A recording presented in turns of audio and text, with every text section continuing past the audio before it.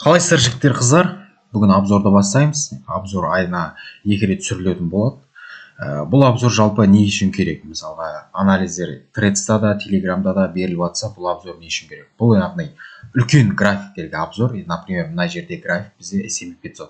S&P 500 дегеніміз бұл общий нарықтың графигі, яғни 500 компанияның индексінің графигі болып табылады. Яғни бұл график өсетін болса, қалған көбіне акциялар ілесе қарай өседі, бұл құласа ілесе қарай төмен қарай құлайтын болады. Яғни бұл жерде енді қалай әңгімені бастасақ болады. Астыда төмен қарай уровеньдер сызып қойдым. Мына екі уровеньді минималды осы жерлерге дейін құлау керек әлі. Сондықтан мынау біздегі өсім краткосрочный кішкентай өсімдер болып табылады. Төмен қарай былай қарай қайтадан мына жақтарға бүйтіп жүріп құлайтын болады. Вот. Осы жақтарда көп жүру керек, сосын қайтадан жоғары қарай өсетін болады. Қашан біздер жоғары қарай өсімнің планын отмена қыламыз? Бұл яғни мына сызықтан төмен қарай түсіп, былай келген жағдайда болды төмен қарай құлайтын болады. Бұл құлауса, егер бұл құласа, мысалы мына жерден бастап мына жаққа дейін құлайтын болса, мынау бізде 10%. Рыноктың общий бұл мына картина 10% құлады деген сөз, қалған рыноктар средний дегенде 30% төмен қарай құлап кетеді. Ол бізде жалпы жақсы жаңалық емес. Бірақ енді менде рынок әлі менің ойымша позитивный, жоғары қарай өсім керек. Бірақ не істеуіміз керек? Өсім керек деп те сатып ала бермеуіміз керек. Әр нәрсенің өзін сатып алатын бағасы бар. Общий рынокта біздер ертең анализ жасап сатып алу үшін мына бағаны күтеміз. 7200 осы жаққа келгенде қалған акцияларды жобалап сатып ала берсек болады. Осы S&P 500 жайлы әлі менің ойым жағдай позитивный, жоғары қарай өсім не істейді. Енді өссе де қай жерге дейін өсу керек? Жоғары жақта екі уровень сызып қойдым. Минималды енді 7200 ертең құлаған жағдайдың өзінде де жоғары қарай 15% өсу керек. Вот. Бұл 15% өскеннің өзі біздердегі тех компанияларының активтері средний минималды 30 бен 50-60%-ға дейін өсімдер беріп тастау керек. Яғни любой жерден кіріп кетпеу керек, нормально астыңғы жағдан сатып алсақ, сондай үлкен пайыздар ала аламыз. Жалпы S&P 500 жайлы айтар ойым осы. Келесі бізде биткоин. Биткоин енді қалай айтсақ екен, бәрінің ойы бойынша қазір енді Threads'та, Telegram каналдарда айтып жатыр да, құлап жатыр анау мынау деп. Мен үшін жаңалық емес, мен үшін барлығы популярный қимылдап келе жатқан нәрсе. Неліктен? Мен марттың 13 күні бөліскенбіз Telegram каналда, яғни мен видеоның астына да салып кетемін ссылкасын, тіркеліп алсаңыз істесеңіздер болады. Сұрақтар болса, былай жасайсыздар, мысалы, үстін басасыздар да, үстін басқаннан кейін мынандай нәрселер шығады. Мысалы, админ деген сияқты. Осының үстін мысалы MRGLNA деп менің никнеймім тұр, соны басып, маған жазсаңыздар болады. Сұрақтарыңыз болса, қандай басқа анализдер керек, сол бойынша лично маған жазсаңыздар болады. Енді биткоин бойынша ойым, енді мына жерде марттың 13 күні бөліскен, бірінші 80 мың жаққа қарай өсу, сосын төмен қарай құлау. Вот, март бізде 27 март болса мына жерлер, вот, содан 80 мыңға дейін өсті, енді төмен қарай құлап келе жатыр. Енді менің планым бойынша, так, мына жерді былай көтерейік осы жерлерге дейін. Осы жерлерге дейін өсу керек. Мына жерлерге дейін, осы жерлерде өсіп, мына жерлерде тұрып, төмен қарай қайттан естейміз, құлауларды пландайтын боламыз. Вот. Әлі менің ойымша, енді краткосрочный не ғой, биткоин бізде краткосрочный кішкене өсім алда қарай. Яғни примерно қанша пайыз мына жерде? Бір 7-8% өсім, бірақ төмен қарай не істейді, қайттан құлайтын болады. Енді бұл құлаған ситуация, мына жерде бірінші 49, екінші 44 жақты белгілеппін. Мына жақтан құлады дегеннің өзінде де, мысалы, мына жерде 26, максимум мысалы 30% құлаулар бар. Сондықтан әлі долгосрочный сатып алуды мен биткоин, крипто жақта да особо жасамаймын. Алдындары мына жерден сатып алдым, 80 жақтан саттым, болды. Енді мына жерде қанша пайыз бір көрдік? Примерно 80-ден сатқанның өзінде бір 19-20% деген сияқты. Ертең мен мына жерден бастап крупный суммаларға осы жерден сатып алатын боламын. Яғни бұл 1-2 айлық жоспар емес, 4-5 айлық жоспар емес, мына жер бізде 2027 август. Вот. Мысалға, мына жерлер 2027 апрель. Яғни бұл мына жерге құлайды, мына жерлерде жүреді, мына жерде мүмкін 6 ай тұрып қалуы мүмкін. Мен алдағы долгосрочный цельдарға биткоин сатып алатын кезде минимум 3 есеге жоспарлаймын. Яғни сен 40 мыңнан сатып аламыз, 160 мыңға дейін жоспарлайтын боламын. 160 ол минималды, мысалы, мына жақтан бастап 160-ға дейін 270% беріп тұр. Мысалы 170 жақ 300% беріп тұр екен. 300% жоспарласақ болады осы жерде. Бірақ енді бұл 2028-де орындалатын целдер. Мына жақта құлайды ертең примерно ол уақыттар ноябрь сондайлар болып қалуы мүмкін. Октябрь деген сияқты осы жерлерде тұрады. Потом жоғары қарай уже накопление болады тағы 4-5 ай мына жерлерде, сосын барып жоғары қарай өсімдерді күтемін. Минималды 300%, одан кейін уже 240 сол жаққа дейін жоспарлайтын болсақ, уже 400%-дарды мысалға жоспарлауға болады. 240 бізде 500%-ға жоқ. Жалпы осындай. Пока асығыстық жоқ, рынок құлап жатыр екен деп не істеуге де болмайды. Өйткені неге? Ол үлкен мүмкіндік сатып алуға не істеуге деген сияқты. Сондай. Жалпы енді биткоин бойынша ойым осындай, S&P 500 бойынша ойым осындай. Биткоин қалай қозғалса, полный крипторин сол бойынша қозғалатын болады. Одан кейін S&P 500 қалай қозғалатын болса, қалған акцияларда солай қозғалатын болады. Енді бізде енді қандай мысалға, мына жерде мысалы Microsoft не деген сияқты акциялар кетіп жатыр. Енді Microsoft дегендерді төмен қарай мына жерде лонговый зоналарға келіп тұр. Осы жерден былай қарай шамалы өсімдерді күтемін. Қайттан төмен қарай мына жерге дейін құлайтын жоспарлар. Бірінші сатып алу осы жерлерде Microsoft. Краткосрочный шамалы өсімдер бар, мына жерде примерно неше пайыз? 5-6%, қайттан төмен қарай құлайды. Болды. Даже мен жалпы 334 жақты пландаған, осы жақтар өте әдемі. Microsoft бойынша. Яғни мен кеше Телеграмға бөліскенде, мынандай нәрселерді бөліскем. Мен орта мерзімдік акциялардан сатып алған пайдаларым. Бұл жерде енді SoXL енді сататын жақтар, бұл сатып алатын бағалар емес. SoXL. Менің сатып алатын жақтар мына 183 жақтар осы жақтан сатқам, кезінде $40 кірдік. Енді бұл жердегі пайыздар енді 370 сондай пайыздар алдық. Бірақ максималды ұшынан всегда ұстау өте қиын. Но нормально, маған 370% деген нормально. Енді бұлар енді қайттан төмен қарай былай қимылдап құлайтын болады. Мүмкін мына жерге дейін, мүмкін мына жаққа дейін деген сияқты 75-ке мүмкін қайттан құлау ықтималдығы өте көп. Одан кейін бізде екінші Agile, Intel деген сияқты акциялар. Agile-да уже мен сатып қойғам уже. Так, примерно $10 осы жақтардан кіргеміз. Мен өзім $60 осы жақтан 545%-дан сатыппын. Максималды барған жақтары жоғары қарай ол кетіп барады. Мысалға 700%-ға дейін, енді мына қызыл сызыққа дейін шамалы өсетін болады. Одан кейін қайттан төмен қарай құлауларды күтетін болады. Мыналар бәрімен сатып тастадым.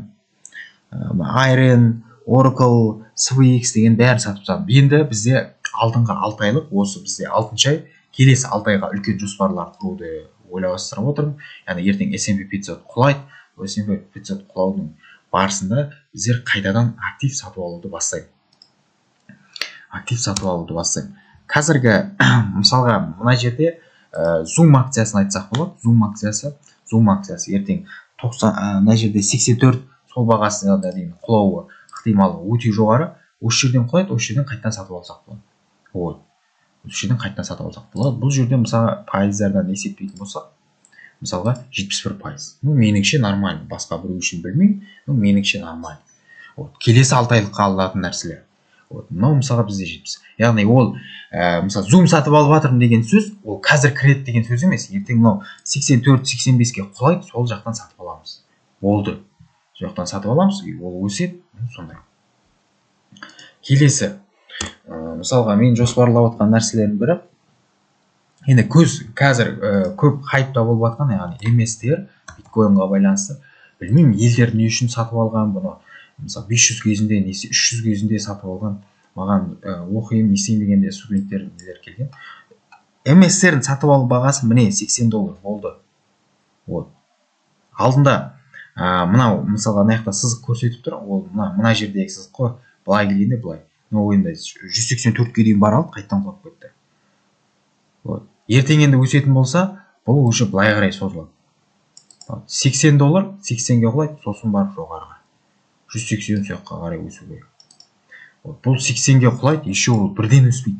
Мына жақтарда мен былай сызып қояйын. Так. Былай сызып қояйын. Мына ауданда тұру керек. 3-4 айлап, 5-6 айлап. Содан кейін барып біздер өсімдерді жоспарласақ болады. Қазір енді көбіне хайповый акциялардың бірі. Сондай.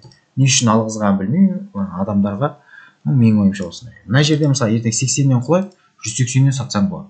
Мына жердің өзінде 130% болды. Көрдіңіздер ме? Үлкен активтердің бірі. Сондай.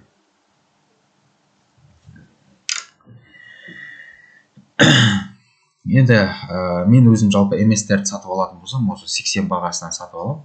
Болды сондай. И минималды 180-нен сатамын, қайттан төмен қарай мына жақта 126-ға құлаған күтемін, осы жақтан қайттан сатып алам. Сөйтіп мысалға инвестициялар жасаймын. Жалпы басқа қандай акциялар бар, нелер бар? Яғни эфирумды айтып кетейін осы жерде. Так, бізде эфирум. Эфирумда бізде яғни мына жерде 2539 жақтарды пландағанбыз. Мына жақта сары сызық болып қалып кеткен екен. 1400-ден пландады, 2539 чуть жетпей қалады. Сондықтан маған қолдан сатуға тура келді. Мына жерде 1800 жақтардан сатып алдық. Мына жерде бір 20-30% берді. Бұл да қайттан құлау төмен қарай. Міне, мына жер 1200, 1100 жақтар осы жаққа қайттан құлау. Осы жақтан бастап не істейміз? Қайттан сатып алуларды бастаймыз. Болды. Осы жақтарда ертең 3-4 айлап мына жаққа келуі бар. Келуіне дейін осы ай аяқталады, одан кейін тағы 3-4 ай тұру керек, содан кейін барып не істейміз? Жоғары қарай өсімдерді пландайтын боламыз. Бұл енді былай мына жақтарда бүйтіп тұрады, и сосын барып жоғары қарай. Міне. Мына жерде мысалға бізде мына жақтан басып, мына жақтан сатқанның өзі 140% бар. Ешқандай да паника жоқ, ешқандай да жаңағыдай ой құлап жатыр екен, ой не істеп жатыр екен деген жоқ. План бойынша барлығы келе жатыр. Барлығы енді біз ойлағандай демей ақ қояйын. Пока менің ойымша келе жатыр. Әр нәрсені мен білемін, сатып алатын өзінің бағасы бар, сататын бағасы бар. Кейбір кезде чуть жетпей қалады, оны да мойындау керек. Мысалға ертең мысалы 1200-ден мен сатып аламын деп тұрмын да, одан да төмен құлап кетуі мүмкін негізі. Бірақ мен не істеймін? Сатып ала беремін. Менің анализім бойынша осындай. Құлап кетсе минуспен шыға қоямын. Мен ұстап отыра бермеймін. Мысалы мына жерлерге уже құлады ма 20-30% минуспен шығып кетемін, болды. Кейбір адамдар бар ұстап отыра береді 70-80%-ға дейін. Яғни ол не деген сөз? Ол рискті контролировать ете алмайды. Біріншіден, екіншіден ол не болып жатқанын түсініп жатқан жоқ. Сондықтан ұстап отыра береді. Ол сен бұл жақта ақшаңды торговля жасай алмасаң, шешіп ал брокерский счеттан. Болды. Салма бұяққа, сен істей алмайсың, қолыңнан келмейді. Қолыңнан келу үшін сен біраз нәрсе зерттеп, оқып, 3-4 кітап қарап тастап, кішкентай, мысалы қолыңа $20,000 ма, $1000 ғана салып, рисковать етіп, сөйтіп салып көруің керек та, сен қалай болып жатыр ситуация. Просто так тупо барып сатып ала берме. Сен өзің түк білмейсің, келесінде сатып аласың, естейсің, и концовкасында минуста отырасың, 70-80% минусқа кіріп кеткен. Сендер арқылы мен өзім мойындаймын, сендер арқылы сондай адамдардың арқасында мен ақша табамын. Өйткені неге олар просто так сатып алады? Мен мысалы мына жерде шорттар кірдік биткоинға байланысты. Мысалға 80-нен шорт кірдім, 80-нен. Ол мысалға қарасаңыз 25% төмен қарай құлады. Мысалға мен $10,000 мен кірдім ба, $2,5 пайда таптым. Ал біреу кірді, $10,000 мен $80,000 кезінде сатып алып қойды ма, ол $2,5 минусқа кірді. Соның минусы маған түсіп тұр, болды. Вопрос жабылды. Сен минусың қайқа кетіп жатыр деп ойлайсың. Ол ауаға кетіп жатқан жоқ. Ол басқа біреудің сенің қарама-қарсы позицияң ашқан адамға кетіп жатыр, болды. Сондықтан айтарым ше, мысалға менде телеграмға неде подписан болсаңыздар, ютубқа да көріп жүрген болсаңыздар, ойланыңыздар ше, просто так ақша салмаңыздар, көріңіздер, ойлану керек та, не істеп жатыр, не қылып жатыр деп. Просто так сала беруге болмайды жігіттер қыздар. Жалпы сол. Яғни енді бүгін биткоин жайлы айттым, эфирум жайлы главныйларды айтып шықтым. Қалған бойынша енді акциялар, крипто сол бойынша сол ритммен қозғалып отырады. Енді басқа андай қатты бір өзгерістер болмайды сол бойынша. Яғни үлкен ертең сатып алатын десеңіздер, мына баға осы күтетін баға биткоин бойынша да. эфирум бойынша да айттым, S&P 500 бойынша да мына жерлер күтетін бағалар. Осы жерлер күту керек, акциядан осы жерге құлағаннан сатып аламыз. Енді жаңағыдай Microsoft, MSTR жайлы, MicroStrategy жайлы айтып кеттім. Олардың да сатып алатын бағаларын айтып кеттім, болды. Қатты былай қазір сатып ала салып кетсең керек жоқ. Әр нәрсенің өзінің сатып алатын бағасы бар, сататын бағасы бар, болды. Соны пландап жұмыс жасау керек. Сол кезде сіз де плюс таба аласыз, мен де плюс таба аламын сондай. Если вопростар болса, маған телеграмға неге жазыңыздар, сөйлесеміз, ақылдасамыз, минусқа кеткен жерлеріңіз болса дұрыстаймыз деген сияқты. Вот. Просто не ғой, әңгіме ғой. Жазып сұрау, не істеу, мына позиция қалай, мынау қалай деген сияқты. Сол кезде барып өзіңіздің өміріңіз, ақшаңыз жоғалту азая береді. Бүгінгі айтарым осы. Барлықтарыңызға профитпен шығуларыңызды тілектеспін. Любой жерден сатып ала бермеңіздер, ақылмен ойланып сатып алыңыздар. Барлықтарыңыз профитпен шығуларыңызды тілектеспін. Пока-пока.